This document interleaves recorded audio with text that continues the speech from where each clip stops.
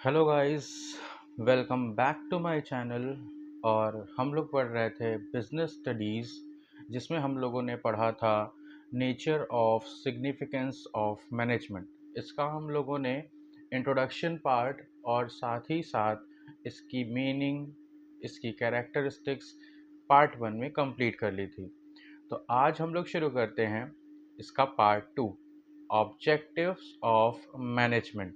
देखिए, objective of management meaning objectives are the end towards which the activities of an organization are directed.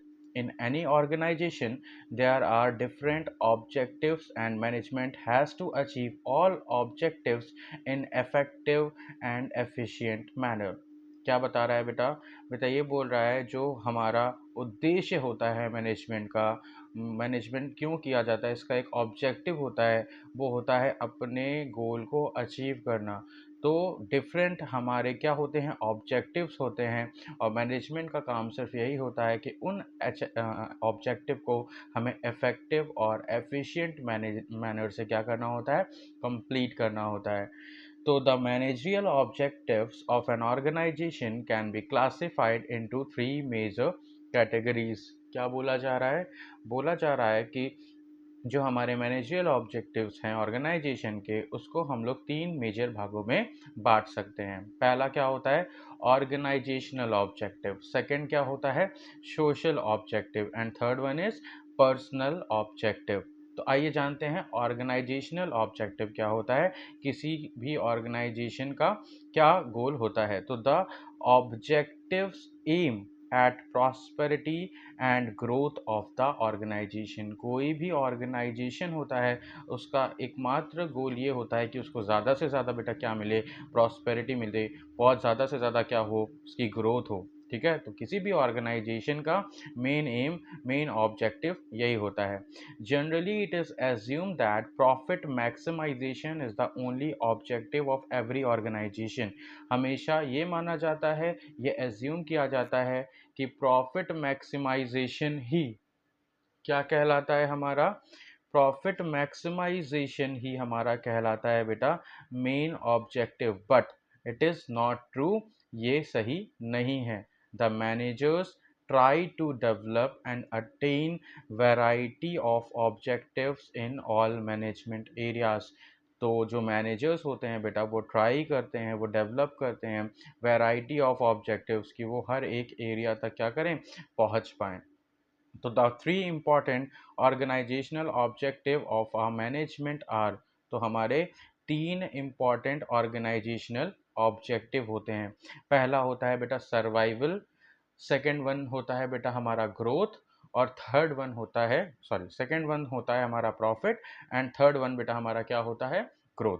तो सबसे पहले, the basic purpose of every organisation is to survive and exist in the competitive market for a long period of time, and it is possible only when it is able to cover its cost। क्या कह रहा है, जो basic purpose होता है बेटा organisation का, वो होता है सरवाइव करना, एग्जिस्ट करना, क्योंकि कंपटीशन बहुत ज़्यादा है, और लंबे समय तक टिकना तभी पॉसिबल होगा जब आप क्या करोगे, बहुत अच्छे तरीके से हर चीज़ करोगे, है ना, अच्छे प्रोडक्ट दोगे, एक रीजनेबल प्राइस में दोगे, तभी आप क्या करोगे, लंबे समय तक सर्वाइव कर सकते हो। तो बेसिक पर्पस क्या होता है ऑर्गेनाइजेशन का, is to survive and exist in the competitive market for a long period of time. ठीक है, देन जब ऑर्गेनाइजेशन एक बार सर्वाइव कर लेती है, मतलब वो सेटल हो गई एक बार, देन हमारी ऑर्गेनाइजेशन का क्या मोटिव होता है, उसका ऑब्जेक्टिव क्या होता है, प्रॉफिट अर्न करना।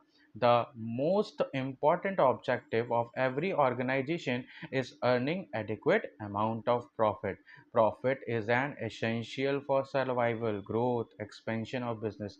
देखिए अभी अभी क्या बताया गया था, सिर्फ प्रॉफिट करने के लिए नहीं, प्रॉफिट मैक्सिमाइजेशन ही केवल एकमात्र उद्देश्य नहीं होता, लेकिन बेटा ये एकमात्र उद्देश्य ना होते हुए भी सबसे महत्वपूर्ण उद्देश्य है, क्योंकि बिना प्रॉफिट के तो ऑर्गेनाइजेशन चीज़ ही नहीं कर पाएगी, ना सर्वाइव कर पाएगी, ना ग्रोथ कर पाएगी, ना एक्सपेंशन कर पाएगी। तो the most important objective of every organisation कि कम से कम वो क्या करे, एक अच्छा अमाउंट ऑफ प्रॉफिट कमाए। प्रॉफिट क्या होता है, एसेंशियल होता है, सरवाइव करने के लिए, ग्रोथ करने के लिए और अपने बिजनेस को एक्सपेंशन बढ़ाने के लिए। और जब एक बार कोई भी ऑर्गेनाइजेशन प्रॉफिट अर्न करने लगती है तो वो क्या करती है बेटा, एक्सपेंशन करती है। हमारा थर्ड ऑब्जेक्टिव क्या है, growth. Business organization must grow and expand their activities. Growth is measured in terms of sales, number of branches, number of products, number of employees, number of units produced, etc.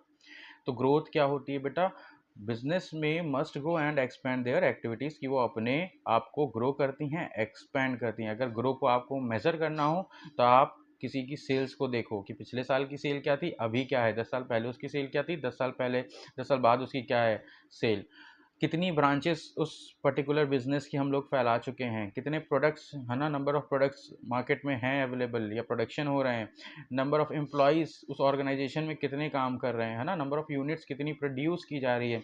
ये सब किसी भी business के growth को measure करने में बहुत महत्वपूर्ण भूमिका अदा करते हैं। तो हम लोगों ने देखा हमारे ऑब्जेक्टिव ऑफ मैनेजमेंट का पहला कैटेगरी। अब हम लोग बढ़ते हैं सेकेंड कैटेगरी की ओर, जो है सोशल ऑब्जेक्टिव। तो business is a part of society, है ना, पता तो है ये बिजनेस पार्ट है सोसाइटी का। It uses resources of society, वो क्या करती है, सोसाइटी के ही रिसोर्सेज को यूज करती है। It earns from members of society, किससे अर्न करती है, सोसाइटी के लोगों से ही अर्न करती है। So it must do something for society, इसीलिए सोसाइटी के लिए उनको कुछ करना पड़ता है। Society objectives of the organisation deal with the commitment of the organisation towards the society, क्योंकि अल्टीमेटली उनको हर चीज़ सोसाइटी से ही मिल रही है, तो इनको भी सोसाइटी के लिए करना ही पड़ेगा। तो the major social objectives of organisation, जैसे using environmental friendly method of production, है ना, हमें ऐसा प्रोडक्शन का मेथड अपनाना चाहिए जिससे हम एनवायरनमेंट को कम डैमेज करें या ना ही डैमेज करें तो अच्छा है, जिसकी वजह से क्या होगी, सस्टेनेबल डेवलपमेंट होगी, रिसोर्सेज का अच्छे से हम लोग यूज़ करें। Providing employment opportunity specially to weaker section of society, जो सोसाइटी के गरीब वर्ग के लोग हैं, जो वीकर सेक्शन है या नॉर्मल भी लोग हैं, कहाँ जॉब जल्दी होती है। तो बिजनेस का मेन काम और क्या होना चाहिए सोसाइटी के लिए, कि एम्प्लॉयमेंट की अपॉर्चुनिटीज़ पैदा करनी चाहिए। Then contribution toward desirable civic activities, और क्या करना चाहिए, हमें अपनी सिविक एक्टिविटीज़ की तरफ भी कॉन्ट्रीब्यूशन करना चाहिए। जनरेशन ऑफ इकोनॉमिक वेल्थ, हमें क्या करनी है, अपनी इकोनॉमिक्स वेल्थ को जनरेट करना है। Participating actively in social service project of government and NGOs, जो भी गवर्नमेंट या एनजीओ समय समय पर सोशल वेलफेयर की चीज़ें करती हैं, उसमें हमें क्या करना है, लगातार पार्टिसिपेट करते रहना है ना। Supply of quality products as reasonable price, ऐसी प्राइस पे हमें अपना प्रोडक्ट बेचना है, वो भी क्वालिटी प्रोडक्ट जो लोगों के भी काम आए और प्रोडक्ट ख़राब भी ना हो, उसको खा करके कोई बीमार ना पड़े, उसको यूज़ करके कोई हार्म ना हो, है ना। तो सोसाइटी के लिए हमें वर्क करना पड़ेगा, देन सोसाइटी से ही हम क्या कर पाएंगे, अर्न कर पाएंगे, गुडविल बना पाएंगे, मार्केट में कंपटीशन का सामना कर पाएंगे। थर्ड कैटेगरी बेटा होती है ऑब्जेक्टिव की हमारी पर्सनल ऑब्जेक्टिव, या इसको कहते हैं ह्यूमन ऑब्जेक्टिव और इंडिविजुअल ऑब्जेक्टिव भी। तो अगर एग्जाम में पर्सनल ऑब्जेक्टिव की जगह ह्यूमन ऑब्जेक्टिव या इंडिविजुअल ऑब्जेक्टिव आपसे पूछ लेगा तो आप परेशान नहीं होइएगा, ये सब के सब पर्सनल ऑब्जेक्टिव ही हैं। पर्सनल ऑब्जेक्टिव में बेटा क्या बात हो रही है कि organisation is made up of people, organisation लोगों के लिए ही बनी है, who have different personality background and experience, और क्या है, लोगों के पास डिफरेंट पर्सनालिटी बैकग्राउंड है और साथ ही साथ उनके अलग अलग एक्सपीरियंस है। They all became part of organisation to satisfy their diverse need, वो सब क्या करते हैं, किसी एक ही ऑर्गेनाइजेशन का पार्ट बनते हैं। जैसे मान लीजिए एक स्कूल है, स्कूल में ढेर सारे टीचर्स है, तो सबका सबका बैकग्राउंड अलग है, सबकी पर्सनैलिटी अलग है, सबके एक्सपीरियंस अलग है, बट वो सब किसके लिए काम कर रहे हैं, उस स्कूल के लिए काम कर रहे हैं। उनका मेन गोल क्या है, ज़्यादा से ज़्यादा बच्चों को एजुकेट करना, है ना, उन सब एक ही मोटिव के लिए काम कर रहे हैं। तो personal objective focuses on satisfying the needs of employees, है ना।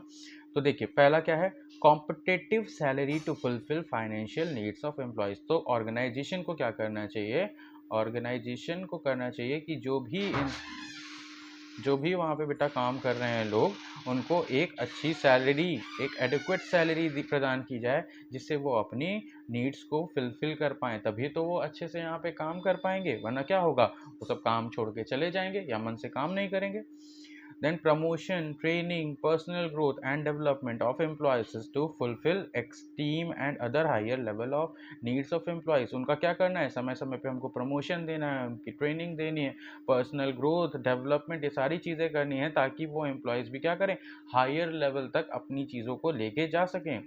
Peer recognition, self respect, respect to colleagues to fulfil social need, हमें भेदभाव नहीं करना, हमें डिसरिस्पेक्ट नहीं करना, हमें क्या करना है, आपस में उस ऑर्गेनाइजेशन में एक दूसरे से रिस्पेक्ट लाइक अर्न करने के लिए ऑर्गेनाइजेशन को करना चाहिए, उनको एक पोस्ट देनी चाहिए, है ना। कोई अच्छा काम कर रहा है तो जैसे नहीं होता कि स्कूल में हम लोग क्लास मॉनिटर बना देते हैं, तो वो क्या है, एक पोस्ट है जिसके लिए सारे बच्चे क्या करते हैं, काम करते हैं, पढ़ाई करते हैं। उस पोस्ट को पाने के लिए तो क्या आता है बेटा, एक सेल्फ सेटिस्फैक्शन आता है स्टूडेंट के लिए कि हाँ मैं एक अच्छा और बेहतर इंसान हूँ, मैं एक अच्छा स्टूडेंट हूँ, है ना। Good and healthy working condition for satisfy of employees, जहाँ पे भी ऑर्गेनाइजेशन में लोग काम कर रहे हैं, वहाँ का जो वर्किंग एनवायरनमेंट होना चाहिए बेटा, वो बहुत अच्छा होना चाहिए, ताकि ऑर्गेनाइजेशन मन लगा करके क्या काम करे, एम्प्लॉय से काम करवा सके और एम्प्लॉयज़ भी मन लगा करके काम कर सकें।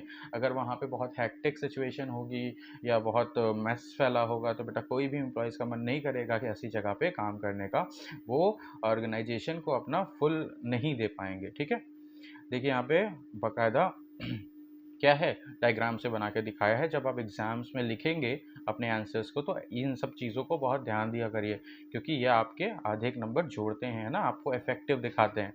ऑब्जेक्टिव ऑफ मैनेजमेंट, देखिए ऑर्गेनाइजेशन के क्या ऑब्जेक्टिव होते हैं, तीन, सर्वाइव करना, प्रॉफिट अर्न करना और फिर बाद में ग्रोथ करना। अगर सोशल ऑब्जेक्टिव की बात करें तो क्या है, इको फ्रेंडली मेथड यूज़ करना, एम्प्लॉयमेंट की अपॉर्चुनिटी जनरेट करना, एजुकेशन, हेल्थ, ये सारी चीज़ों की ट्रेनिंग वगैरह देना, वेल्थ को अच्छा करना, एनजीओस और गवर्नमेंट के लिए प्रोजेक्ट पे काम करना और लोगों को क्वालिटी ऑफ प्रोडक्ट्स देना।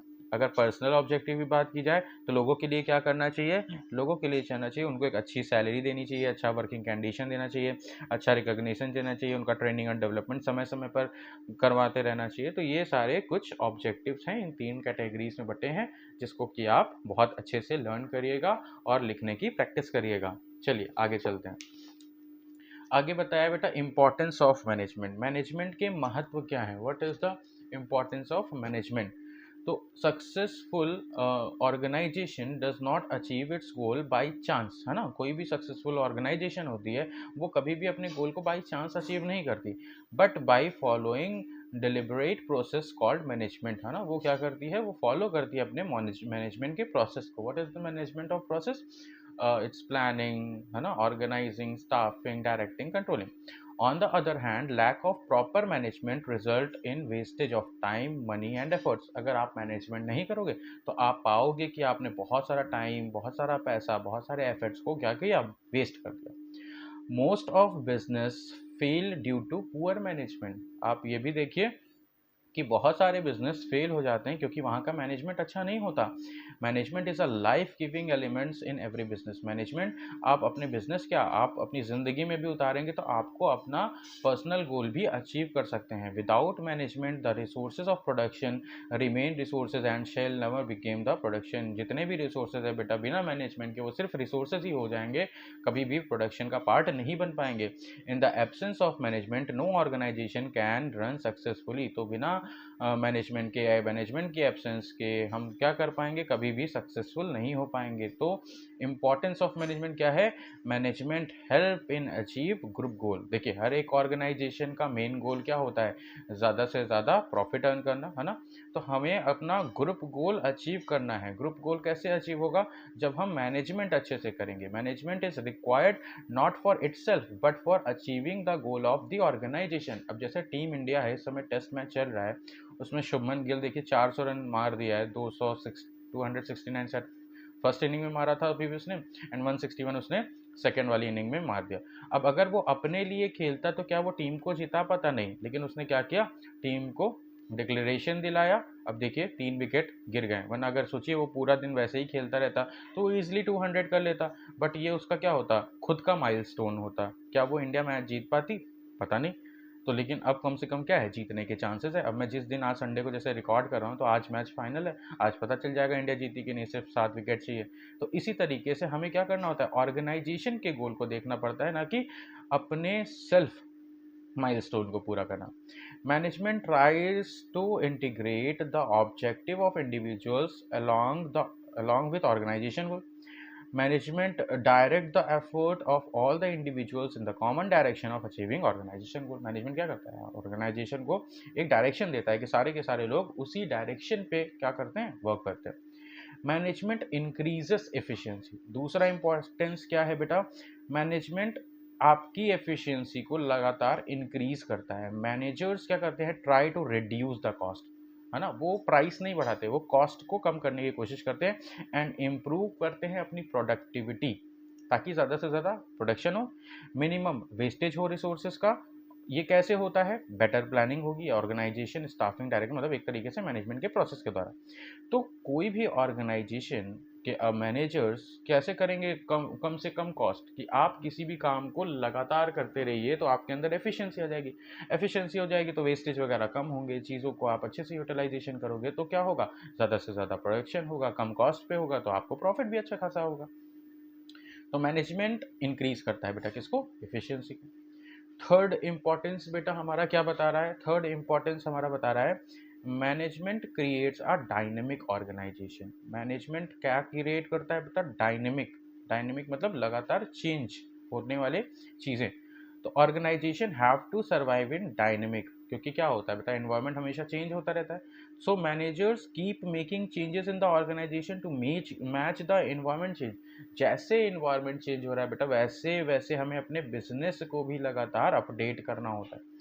जैसे आने वाली दुनिया बेटा एआई की है, तो हमें अपने बिजनेस को उस तरफ लेकर के जाना पड़ेगा। पहले देखिए सब हाथ से लिखते थे, फिर कंप्यूटर्स आ गए, तो बिजनेस मूव हुआ ना कंप्यूटर की तरफ, फिर स्मार्टफोन्स आ गए, है ना, फिर उस तरफ हुआ। पहले फैक्स वगैरह चलता था, फैक्स से फोन। तो इस तरीके से हमें क्या करना है, एनवायरमेंट के साथ लगातार चेंज होना है। Employees in the organisation are generally resistant to changes. Efficient management motivate employees to adopt change willingly, है ना। अब देखिए जैसे क्या कराना चाहिए, हमें एम्प्लॉयज़ को लगातार ट्रेनिंग देनी चाहिए, उनका डेवलपमेंट करना चाहिए, ताकि वो क्या हो सके, अपडेट हो सके। वो अपडेट होंगे तो हमारे ही बिजनेस का फ़ायदा है, हमारी बिजनेस की वो एसेट होंगे, है ना, आने वाले टाइम में। तो हमें लगातार क्या करना है, अपने इन्वायरमेंट को डायनेमिक करना होगा। देन फोर्थ इंपॉर्टेंट बेटा क्या है इसका importance, management helps in achieving personal objective. अब देखिए जब ऑर्गेनाइजेशन का गोल होगा, है ना, इंक्रीज, तो आपका भी पर्सनल ऑब्जेक्टिव क्या हो रहा है, पूरा हो रहा है। ऑर्गेनाइजेशन अच्छा अर्न करेगी तो कल को सैलरी किसको मिलेगी, आपको। जब सैलरी आएगी, ऑर्गेनाइजेशन में भी प्रॉफिट हो रहा है, तो कहाँ कोई हेक्टिक सिचुएशन। देखिए जब कमाई नहीं होती ना, तब घर में लड़ाइयाँ होती है। जब कमाई होती रहती है तो लड़ाई पैसों के लिए तो नहीं होती, है ना। तो an effective management manager is the one who brings maximum prosperity for employers as well as employees. Manager lead to the people in such a manner that along with organizational goal, individual goal of employees is also achieved. जैसे देखिए team के लिए जब खेला Shubman Gill, team के लिए खेला, देखिए उसका पर्सनल माइलस्टोन भी क्या हुआ, पूरा हुआ ना। विराट कोहली कितने मैचेस जिताया, लेकिन उसके भी हंड्रेड्स बने ना, वैसे ही। तो मैनेजमेंट मोटिवेट करता है the employees to develop them team spirit, cooperations and commitments to group success. ठीक है, चलिए आगे।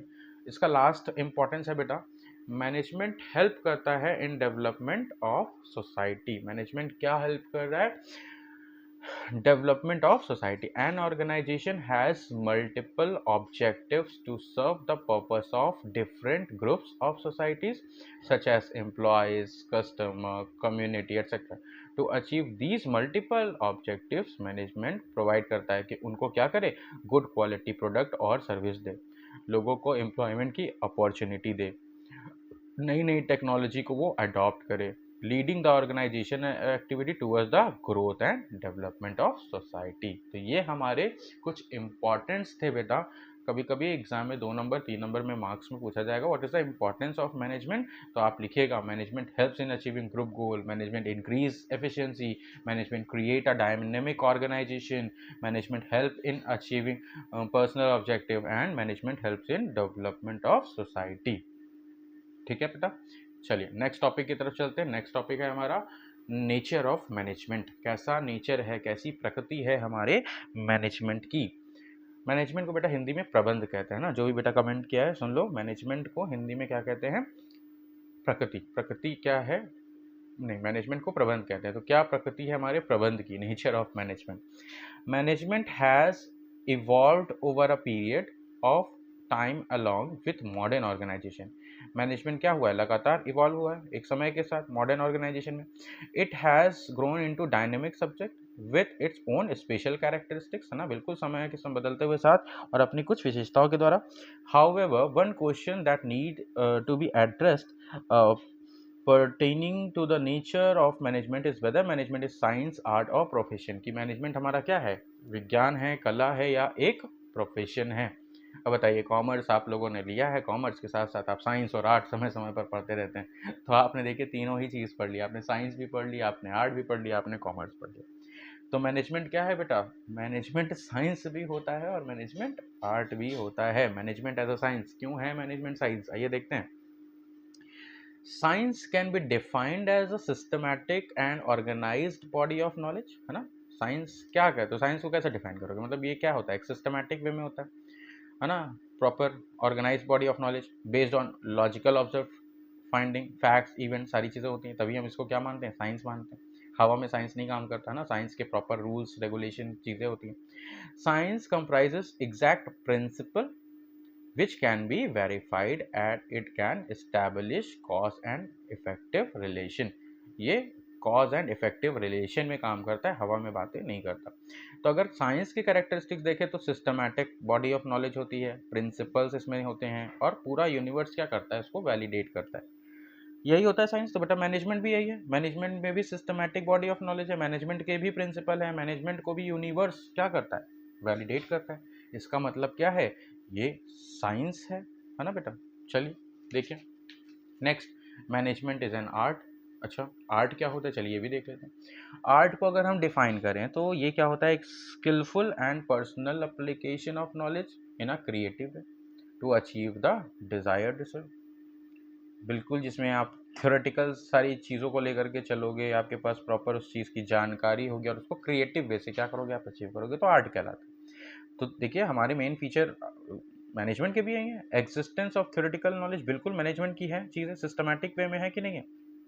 देन पर्सनलाइज्ड एप्लीकेशन, आप बिल्कुल इसको क्या कर सकते हो? Personalise, all musician learn same ragas but they apply these ragas according to their personal skill. सब लोग म्यूजिक करते हैं, कंपोज पढ़ते हैं, लेकिन वो अपने अपने चीज़ों को अपने अपने हिसाब से, है ना। Even to speakers, to dancers, to actors will always differ is democrating demonstrating their act. ठीक है, सबके अलग अलग होते हैं based on practical and practice and creativity. जितना ज़्यादा आप इसको प्रैक्टिस करोगे उतना ज़्यादा आपके अंदर आएगा, जितनी क्रिएटिविटी के साथ करोगे आएगा। ठीक है, तो इसीलिए क्या है? आर्ट भी है।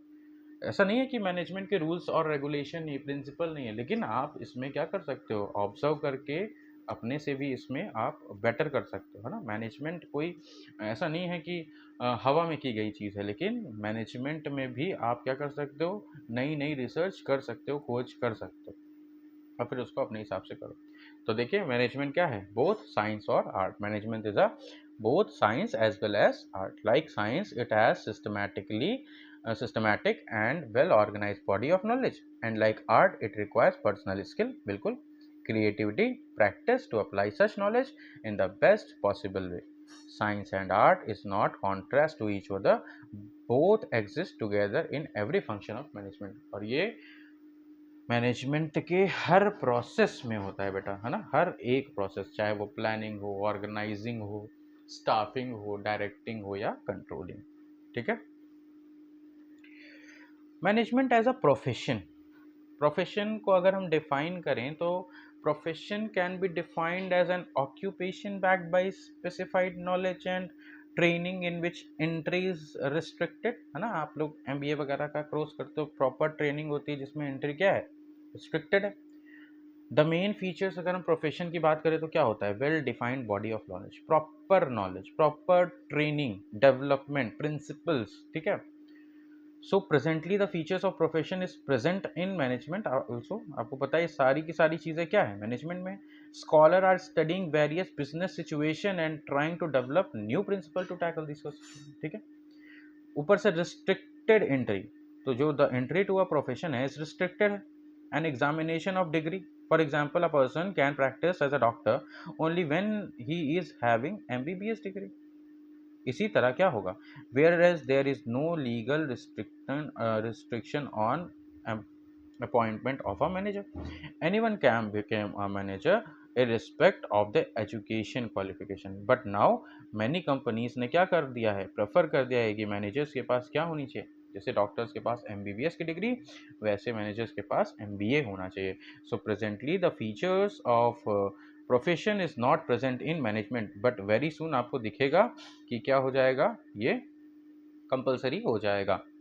प्रेजेंस ऑफ प्रोफेशनल एसोसिएशन बिल्कुल है ना, जैसे डॉक्टर वगैरह अगर आपको बनना होता है तो क्या होता है, themselves register in medical council of India, lawyers को बार काउंसिल ऑफ इंडिया। तो in case of management various management association are set up, है ना, बट अभी भी क्या है, चीज़ें सेट नहीं है। एग्जाम्पल के लिए AIMA है न्यू दिल्ली के अंदर, national institute of personnel management है कोलकाता के अंदर, but largely is not compulsory for managers to become a part of these. तो अभी तो नहीं है, बट धीरे धीरे क्या हो जाएगा बेटा, very soon it will included to get statutory backing also.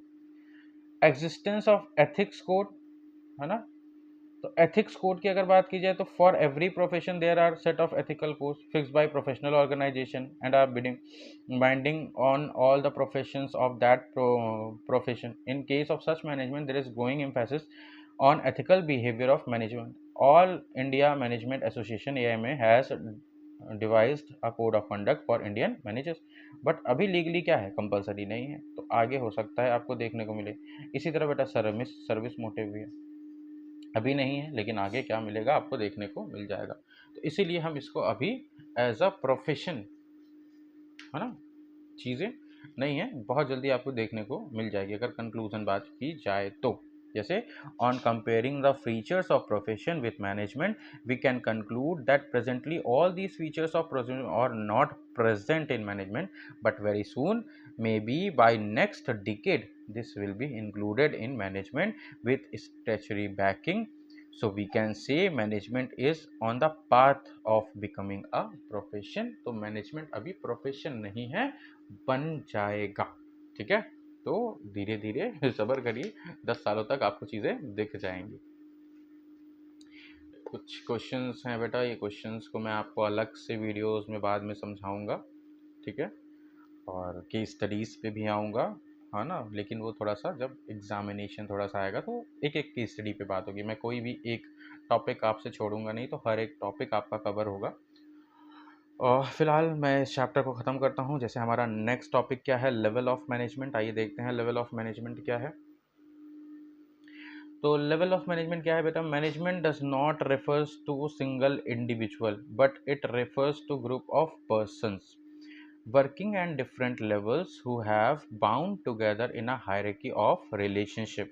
Every individual in the hierarchy of responsible for successful competition of a particular task completion of a particular task. To fulfill that responsibility, he is assigned a certain amount of authority or the right to take a decision. The authority responsibility relationship means individuals as superior and subordinate and gives rise to different level in an organization. ठीक है, देखिए ये जो level होता है ना, ये आपके 3 लेवल होते हैं मैनेजमेंट के।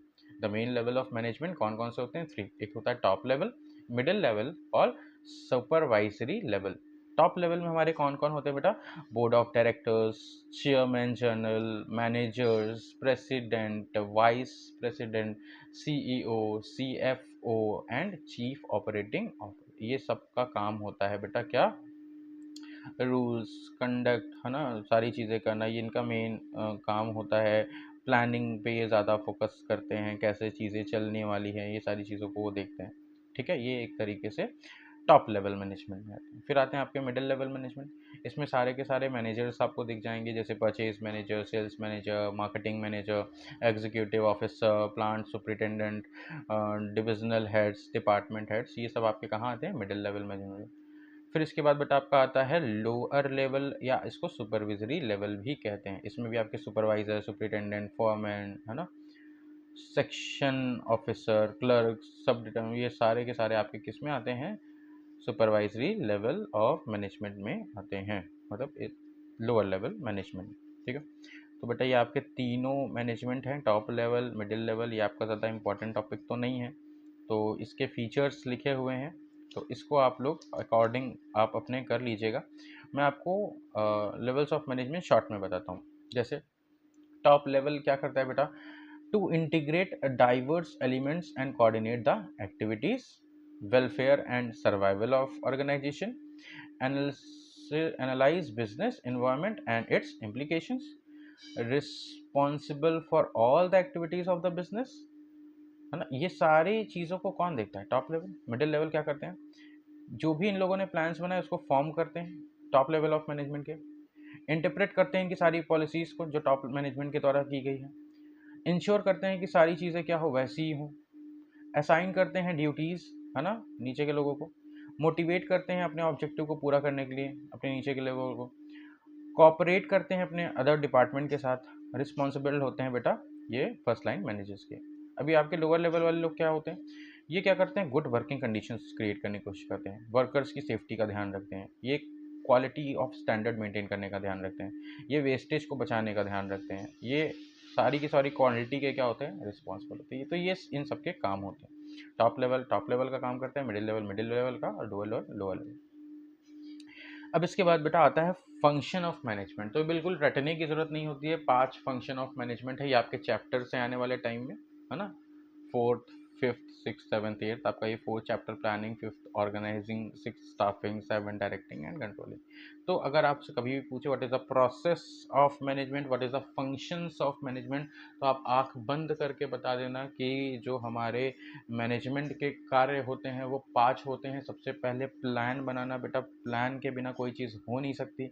एक बार जब प्लान बन जाता है तो हम क्या करते हैं, चीज़ों को ऑर्गेनाइज करते हैं, ऑर्गेनाइजेशन, जिसमें हम चीज़ों को क्या करते हैं, एक बार प्लान इस्टेब्लिश होता है तो हम एकम्प्लिशमेंट करते हैं, organisational goal of organisation function. एक बार बेटा जब ये हो जाता है तो हम लोग क्या करते हैं, स्टाफिंग करते हैं, जिसमें हम करते हैं finding the right people of the right job, ताकि हम लोग सही समय पर सही लोगों को काम दे सकें। एक बार बेटा लोग आ जाते हैं तो क्या करते हैं, उनको डायरेक्ट करते हैं, जैसे once the employ are appointed then हम क्या करेंगे, उनको इंस्ट्रक्ट करेंगे। अच्छा बेटा एक बार कोई आदमी काम करने लगेगा तो अगर उससे कोई चीज़ें हो रही है या एक्चुअल परफॉर्मेंस हमारे प्लान परफॉर्मेंस से वैरी कर रही है तो हम लोग कंट्रोल करने का क्या करते हैं, कंट्रोलिंग करते हैं। ठीक है, तो ये हमारे मैनेजमेंट ऑफ फंक्शंस होते हैं। ये भी आप को मैं जैसे जैसे आगे के चैप्टर्स में पढ़ाऊंगा वैसे वैसे ये चीज़ें क्लियर हो जाएंगी, इसको बहुत डीप में पढ़ेंगे हम लोग। देन बेटा हमारा जो नेक्स्ट टॉपिक आता है वो कोऑर्डिनेशन होता है। चलिए जानते हैं कोऑर्डिनेशन क्या होता है। द प्रोसेस ऑफ सिंक्रोनाइजिंग, बहुत इंपॉर्टेंट वर्ड है, the activities of different department is known as coordination. Synchronising मतलब जोड़ना। Every managers has to perform 5 basis of function, क्या क्या, planning, organising, staffing, directing, controlling.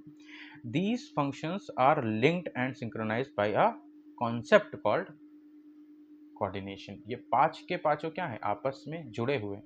Planning होगा तो ऑर्गेनाइजिंग होगा, organising होगा तो स्टाफिंग होगा, स्टाफिंग होगा तो डायरेक्टिंग होगा, डायरेक्टिंग होगा तो कंट्रोलिंग होगा, कंट्रोलिंग के बाद फिर प्लानिंग होगा, फिर ऑर्गेनाइजिंग, फिर इन सबको जोड़ने का काम कौन करता है, कोऑर्डिनेशन करता है। तो it is sometimes considered as function of management. तो इसको भी आप फंक्शन ऑफ मैनेजमेंट कंसीडर करोगे, बट आप इसको फंक्शन ऑफ मैनेजमेंट कभी लिखोगे नहीं। ये क्या है, एसेंस ऑफ मैनेजमेंट है, ये फंक्शन ऑफ मैनेजमेंट नहीं है, but it is not mayor function, rather it is essence of management. तो कभी पूछेगा what is the essence of management, तो आप बूंद करके क्या बता दोगे, coordination is the essence of management. It is हो गया ये, coordination is the binding force of various departments of an organization which are working independently and there is need to relate the integrate their activities. तो coordination क्या है, essence of management है। coordination brings unity of action and integrates different activities of organization. coordination is considered as the essence of management because of following reason। क्या क्या reason है कि ये क्या बना हुआ है, essence बना हुआ है, ये सबके बीच में क्या करता है, coordinate लेके चलता है। ठीक है, देख लो क्या क्या है। Coordination is needed to perform all the function of management, जितने भी फंक्शन हैं इन सब के बीच में क्या है, coordination. Coordination is required at the level, चाहे टॉप लेवल पे हो, चाहे मिडिल लेवल पे हो, लोअर लेवल पे हो, सबके कोऑर्डिनेशन चाहिए। Coordination must for survival and success for an organisation, organisation में अगर सक्सेस चाहिए तो कोऑर्डिनेशन बहुत ज़रूरी है। बिना कोऑर्डिनेशन करे आप कैसे मतलब चीज़ों को कन्वे करोगे।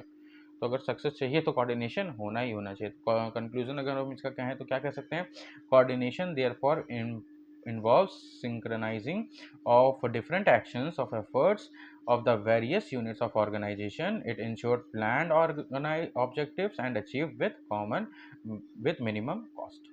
After analyzing the above feature, we can say that coordination is not a simple function of management, but it is the essence of management. ठीक है, चलिए अब हम लोग जानेंगे what is the features of coordination. तो क्या क्या फीचर्स हैं इसके। सबसे पहले, coordination integrates group efforts. The concept of coordination always applies to group efforts, as different individuals come from different background, have different style of working, so there is need to unify their efforts in common direction। सब अलग अलग जगह से आए, सबका अलग अलग background है, सबके अलग अलग शैली है, सबका अलग अलग एक्सपीरियंस है। सबको साथ में लाने का काम कौन करता है बेटा, कोऑर्डिनेशन करता है। ensure unity of efforts, coordination always emphasis on unifying the efforts of different department, because conflict efforts may cause damage to organize। अब मान लीजिए परचेज डिपार्टमेंट का प्रोडक्शन डिपार्टमेंट से कुछ हो गया पंगा, तो क्या होगा, देख माल खरीद नहीं रहे तो आगे प्रोडक्शन कैसे होगा। तो क्या होगा, कोऑर्डिनेशन बहुत ज़रूरी है, क्योंकि जब परचेज नहीं होगा तो प्रोडक्शन नहीं होगा, तो सेल नहीं होगी तो प्रॉफिट नहीं होगा, तो सब कुछ क्या है, आपस में जुड़ा हुआ है। कॉन्टीन्यूस प्रोसेस है बेटा, कोऑर्डिनेशन हमेशा चलता रहेगा, नेवर एंडिंग फंक्शन है। It is continuous function although a degree में vary. It begins at planning stage as goes on till controlling stage. हर स्टेज में आपको कोऑर्डिनेट करना ही पड़ेगा। फिर coordination is a pervasive function, बता ही चुका हूँ, परवेसिव मतलब होता है हर जगह व्याप्त है। तो कोऑर्डिनेशन के बिना आप कर ही नहीं पाओगे, चाहे वो लेवल्स की बात हो जाए, टॉप मिडिल लोअर, या फंक्शंस की बात हो जाए, planning organising staffing directing controlling, ये चीज़ें चलती ही रहने वाली है। Coordination is the responsibility of managers. अच्छा, ये कोऑर्डिनेशन करना किसकी रिस्पॉन्सिबिलिटी है, मैनेजर्स की रिस्पॉन्सिबिलिटी है। उन्हीं को हर चीज़ के बीच में कोऑर्डिनेट करना है, देखना है कि वहाँ का एनवायरनमेंट कैसा है, चीज़ें सही चल रही है कि नहीं। तो कोऑर्डिनेशन मैनेजर्स का मेन रिस्पॉन्सिबिलिटी है। तो इसको हम क्या मान के चलेंगे, इसके सारे फीचर्स है ना, इसको आप बहुत अच्छे से लर्न करेंगे और इसको बहुत अच्छे से राइट करेंगे। अगर इसकी इंपॉर्टेंस की बात की जाए या नीड की बात की जाए, इसकी वजह से क्या होता है, ग्रोथ इन साइज होता है, आपका बिजनेस बहुत अच्छा जाएगा, प्रॉफिट अर्न करेगा, इंक्रीज होगा, आपका बिजनेस का साइज एक्सपेंड होगा, है ना। सब लोग क्या करेंगे, सिंक्रोनाइज होके यूनिटी रख के एक ही गोल के लिए काम करेंगे। फंक्शनल डिफरेंशिएशन होता है। The activities of each development need to be focused on attainment of common organization goal. The process of linking the activities of various department is accomplished by coordination। सबके अलग अलग काम है, लेकिन जब वो सारे काम जुड़ते हैं तभी आपका बिजनेस क्या करेगा, ग्रोथ करेगा। स्पेशलाइजेशन है ना, मॉडर्न ऑर्गेनाइजेशन में क्या चाहिए, हर चीज़ के लिए स्पेशलाइजेशन चाहिए। There for organisation need to employ specialist या expert feel that they are the only qualified people and they always take right decision to right direction, जिसकी वजह से क्या होगा, हमारा बिजनेस अपने गोल की तरफ आगे जाएगा, हमारा बिजनेस बहुत अच्छा करेगा। ठीक है बेटा, तो ये शायद हमारा चैप्टर का एंड है ना। इसके बाद रिवीजन आ जाएगा आपका। आप इसकी प्रॉपर एक नोट्स भी बना सकते हैं। ये टॉप ये इंपॉर्टेंट इसमें हेडिंग्स वगैरह हैं, इसका क्विक रिवीजन से आप कर सकते हैं। वही है कॉन्सेप्ट, कैरेक्टरिस्टिक्स, ऑब्जेक्टिव। बट हमने इतना बहुत डीप में लाइन टू लाइन इसकी एक्सप्लेनेशन देखिए बेटा, इसके क्वेश्चंस में बहुत जल्दी कराऊंगा आपको। इसी के साथ हमारा बेटा क्या होता है, पहला चैप्टर लाइन बाय लाइन क्या होता है हमारा कंप्लीट होता है। ये रहा हमारा बिजनेस स्टडीज़ क्लास 12th का बेटा पहला चैप्टर, जिसमें हम लोगों ने जाना मैनेजमेंट का इंट्रोडक्शन, इसकी मीनिंग, इसके कैरेक्टरिस्टिक्स, इसकी ऑब्जेक्टिव्स है ना, लेवल्स, नेचर है ना, सारी चीज़ें बहुत अच्छे से जानी। कोऑर्डिनेशन के बारे में जाना, क्यों ये एसेंस होता है ये जाना, इसके क्या फीचर्स हैं, इसके क्या इंपॉर्टेंस है ना, ये सारी चीज़ों को हम लोगों ने पहले चैप्टर में पढ़ा है। तो बहुत जल्दी अब मैं इसकी क्या कराऊंगा, आपको केस स्टडीज़ कराऊंगा। और अगर मैं केस स्टडीज़ नहीं कराया तो मैं सेकेंड चैप्टर या तो मैं केस स्टडीज़ सबसे लास्ट में लेके आऊँगा आपके लिए, कि ये इसका जो पहला पार्ट है ये पहले 8 चैप्टर में क्या करूँगा, कंप्लीट करूँगा, देन सबकी केस स्टडीज़ करूँ, और या मैं case studies chapter wise chapter कराऊँ। चलिए मैं आपके ऊपर छोड़ता हूँ, आप मुझे बिल्कुल कमेंट करके बताइए कि मैं चैप्टर पढ़ाऊँ देन केस स्टडीज़ कराऊँ देन नेक्स्ट चैप्टर पढ़ाऊँ, कि मैं पहले सारे चैप्टर्स पढ़ा लूँ उसके बाद केस स्टडीज़ कराऊँगा। तो ठीक है, आप बिल्कुल कमेंट बॉक्स पे इस चीज़ को कमेंट करिए, और मैं मिलता हूँ आपसे नेक्स्ट वीडियो में। तब तक देखते रहिए अकाउंटेंसी वाले बाय आयुष सर, और तब तक के लिए बेटा goodbye, keep learning, bye.